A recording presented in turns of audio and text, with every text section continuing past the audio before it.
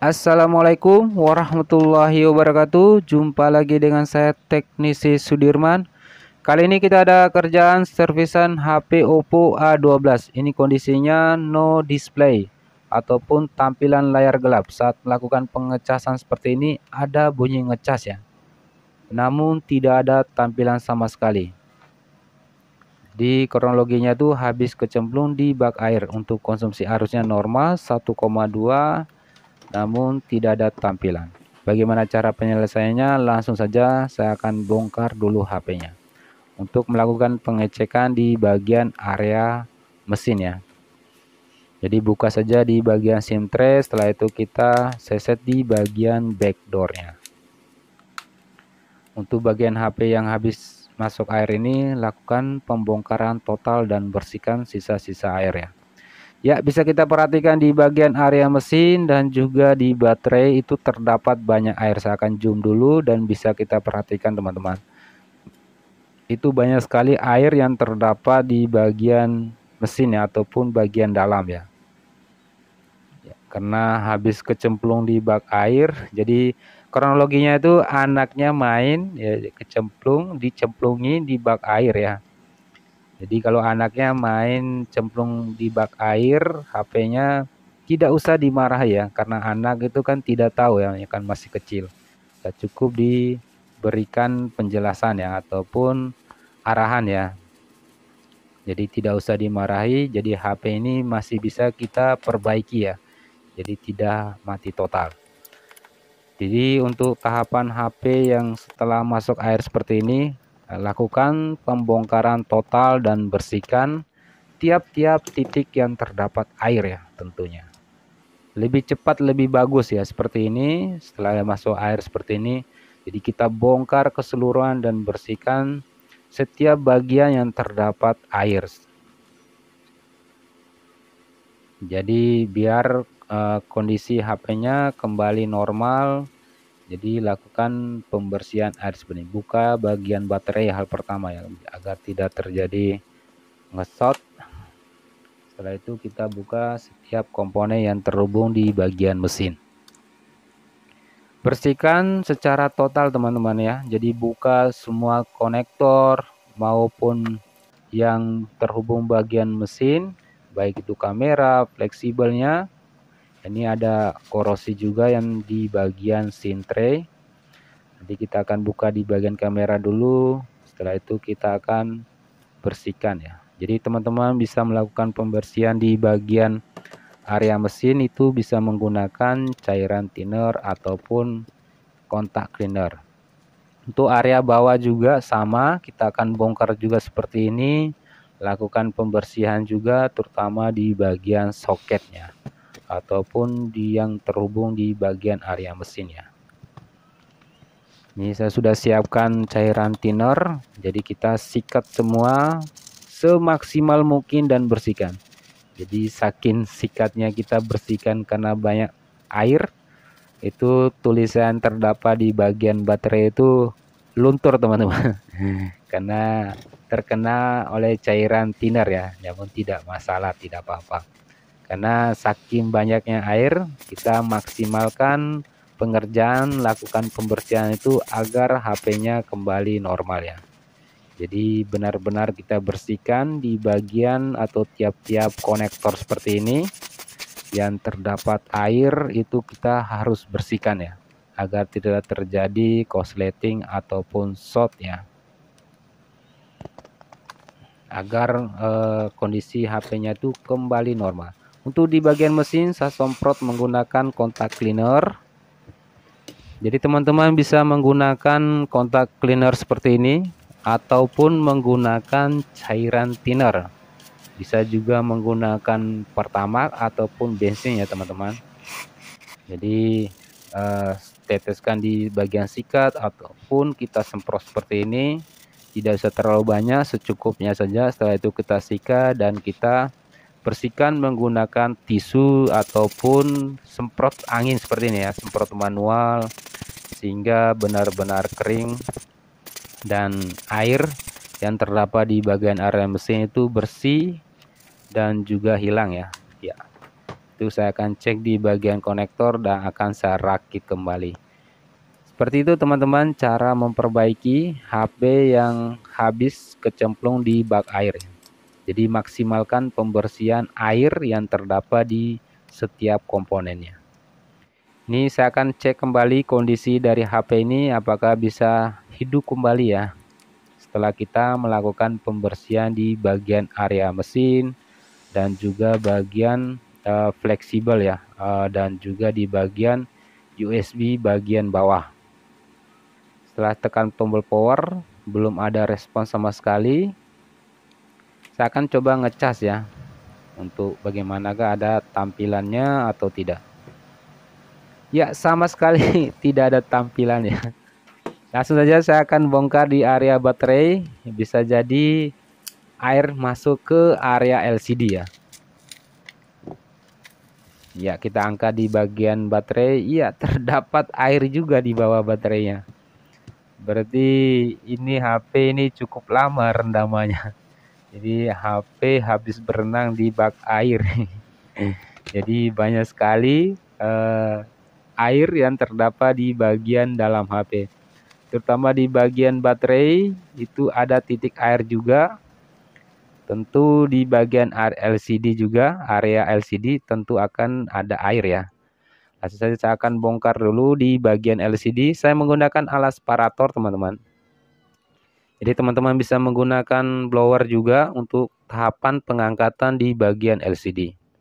Jadi hati-hati di bagian LCD karena LCD ini yang akan kita selamatkan ya, yang akan kita perbaiki. Ya kita usahakan tidak sampai membeli LCD baru ya. Jadi kita maksimalkan untuk perbaikan di area LCD. Ya, bisa kita lihat teman-teman ada korosi di sini. Karena efek dari air yang terhubung dari fleksibel LCD di bagian pin 3 di area lampu ya teman-teman. Karena terlihat sekali di bagian lakban warna biru itu pudar. Itu karena efek dari air. Jadi di sini saya akan bersihkan juga menggunakan kontak cleaner. Disemprot saja dan sambil kita sikat-sikat. Saking tebalnya itu tidak hilang ya. Nanti saya akan bersihkan menggunakan thinner saja sehingga korosinya hilang. Dan untuk di bagian pin lampu LCD saya akan angkat dan mengecek di bagian pin kaki 3. Apakah ada jalur yang terputus ataupun korosi teman-teman. Jadi tambahkan sedikit fluk dan juga pasta ya. Pasta cair ataupun timah pasta ya. Setelah itu kita angkat di bagian pinnya untuk mengecek di bagian jalur lampu LCD. Saya rapikan dulu setelah kita melakukan pengangkatan dan setelah saya perhatikan sekilas ada jalur yang putus teman-teman. Saya akan ambilkan alas dan saya akan coba solder ya. Setelah saya solder, saya rapikan dulu dikit dan coba saya akan zoomkan kamera ya. Jadi teman-teman bisa memperhatikan secara seksama ya. Bagaimana kondisi dari fleksibel area pin kaki 3 lampu ini yang terputus. Jadi saat melakukan penyolderan seperti ini dan kita bisa lihat teman-teman ada jalur positif yang putus ya teman-teman area lampu sehingga tampilan di bagian layar LCD menjadi gelap ataupun no display. Setelah kita angkat saya akan bersihkan dulu sehingga terlihat jelas jalur yang terputus. Ini saya menggunakan thinner juga bisa melakukan pembersihan seperti ini. Setelah itu kita akan lakukan tarik tali jemuran ya menggunakan kawat jumper ya. Nah, krok dulu sebelum kita lakukan penjamperan, tambahkan sedikit pasta, timah pasta, setelah itu kita krok ya di bagian pin yang terputus. Jadi sebelum kita melakukan penjamperan, nah langkah bagusnya kita tambahkan sedikit pasta seperti ini. Dan di bagian yang pin terputus saya akan krok seperti ini sehingga mudah timah akan melengket di bagian pin ya, sehingga saat melakukan penjamperan itu lebih cepat ya, menggunakan kawat jumper ya. Jadi di sini kita melakukan tarik tali jemuran sehingga terhubung kembali, yang jalur yang putus tadi jadi terhubung kembali. Sangat mudah teman-teman, tinggal kita solder ujung ke ujung ya. Setelah itu kita potong menggunakan cutter ya. Ini sudah kita lakukan penjamperan dan lakukan pembersihan dan pengecekan kembali sebelum kita sambungkan atau solder kembali ya. Ini sudah terhubung, sudah rapi dan bersih. Selanjutnya saya akan solder dan pasang kembali. Untuk di bagian area lampu sudah aman. Jadi kita jangan langsung fokus perbaiki atau furnish ke mesin ya. Jadi apalagi ini kronologinya masuk air, jadi pastikan dulu setiap komponen atau bagian itu bersih dari air. Bila terdapat putus ataupun korosi, ya misalnya korosi seperti itu kita bersihkan, ataupun ada korosi putus jalur kita tarik tali jemuran ataupun kita bypass seperti ini. Jadi terhubung kembali, ya ini sudah kita kembalikan ke posisinya, lakukan pembersihan. Jadi step by step, apalagi di bagian area lampu itu sensitif sekali ya, terputus jalur karena area di bagian positif jalur itu tegangannya cukup tinggi ya. Jadi gampang sekali putus jalur, sehingga kita melakukan bypass terhubung di bagian jalur lampu. Oke, selanjutnya saya akan melakukan pengecekan setelah kita memperbaiki atau membypass di bagian jalur lampu.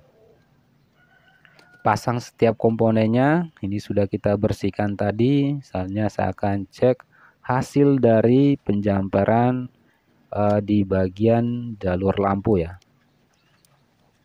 Bagaimana hasilnya, apakah bisa hidup dan kembali normal. Saya pasang kembali soket di bagian USB. Coba ngecas apakah tampil.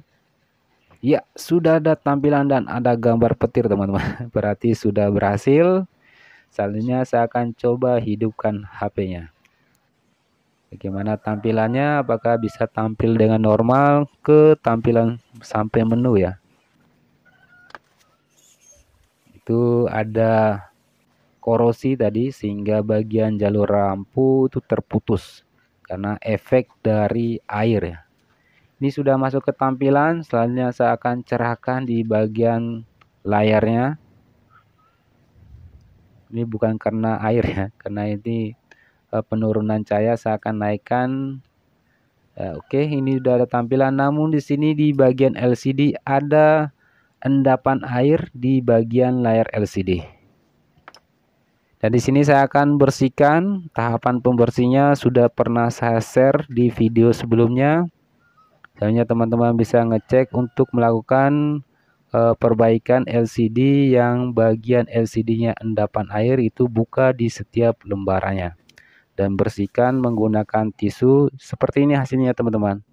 Ini sudah saya skip ya, hasil dari pengerjaan kita membersihkan sisa-sisa air yang terdapat di bagian lapisan LCD.